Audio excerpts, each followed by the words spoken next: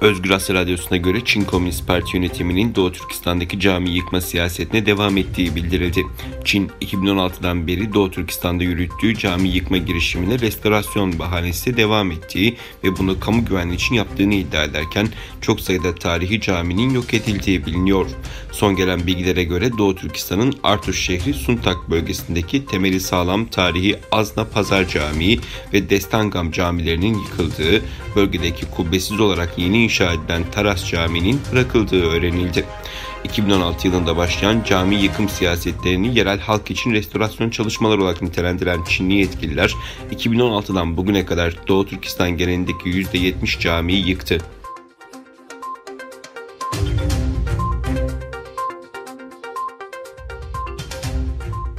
Arsenal'ın yıldızı Mesut Özil, İngiliz basınına yaptığı açıklamalarda siyahların hayatı önemlidir tepkisinin Müslümanlara yapılan zulme karşı da gösterilmesi gerektiğini söyledi. Mesut, Doğu Türkistan'daki Uygur Müslümanlarına yönelik muamelenin neden aynı cevabı almadığını, anlamadığını ifade ederken, Arsenal'ın birçok siyahi oyuncusu ve taraftarı var.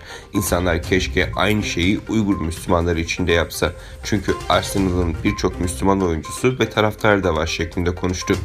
Özil, geçtiğimiz yıl yaptığı bir paylaşımda Kur'anlar yakılıyor, camiler kapatılıyor, din alimleri öldürülüyor, bacılar zorla Çinli erkeklerle evlendiriliyor.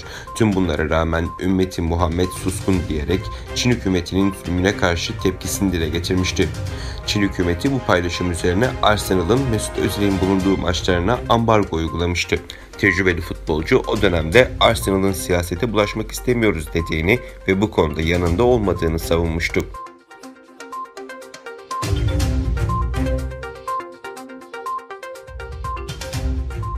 ABD yönetimi Confucius Enstitüsü ABD merkezini Çin'in yabancı misyonu olarak tanımladı.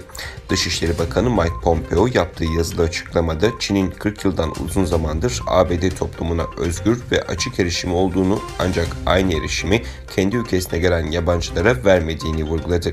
Çin'in ABD'de bu enstitüyü propaganda ve etki operasyonları için kullandığını vurgulayan Pompeo, bugün ABD Dışişleri Bakanlığı Confucius Enstitüsü ABD merkezini Çin'in yabancı misyonu olarak tanımlıyor değerlendirmesini yaptı.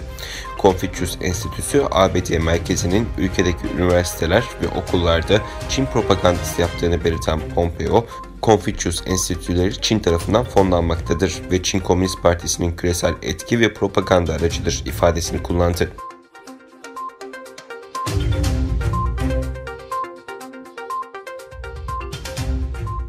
Malezya hükümeti Birleşmiş Milletler'de Çin'in Güney Çin Denizi'nde Malezya karasuları yakınlarında hak iddia etmesine karşı çıktı. Parlamento oturumunda konuşan Malezya Dışişleri Bakanı, Malezya'nın geçen ay Birleşmiş Milletler'e yolladığı bildiride Güney Çin Denizi kıyılarından 200 deniz mili ötesine kadar olan kıta sahanlığında Malezya'nın haklarını vurguladığını belirtti. Söz konusu bildirinin Çin'in 12 Aralık 2019'da Birleşmiş Milletler'e yolladığı ve Güney Çin Denizi'nde hak iddia ettiği bildiriye cevaben gönderildiğini kaydeden bakan, Malezya, Çin'in bu sularda tarihsel hakları olduğu iddiasına karşı çıkmış ve bu iddiaların uluslararası hukuka uygun olmadığını beyan etmiştir şeklinde konuştu.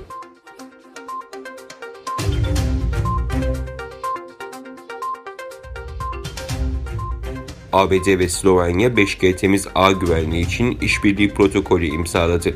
ABD Dışişleri Bakanı Mike Pompeo, Doğu Avrupa turunun ikinci durağında Slovenya'nın Bled şehrinde Başbakan'la ortak bir basın toplantısı düzenledi. Başbakanla 5G temiz ağ güvenliği için işbirliği protokolü imzalayan Pompeo, özgür uluslar otorite tehditlerine karşı koyabilmek için beraber çalışmak zorunda dedi. Pompeo, Slovenya'nın 5G ağı için Ericsson'la anlaştığını ve bu İsveç markasının Huawei'ye oranla çok daha güvenilir bir alternatif olduğunu belirterek zaman Çin Komünist Partisi ve bilgiyi kontrol etme çabalarının aleyhine işliyor değerlendirmesinde bulundu.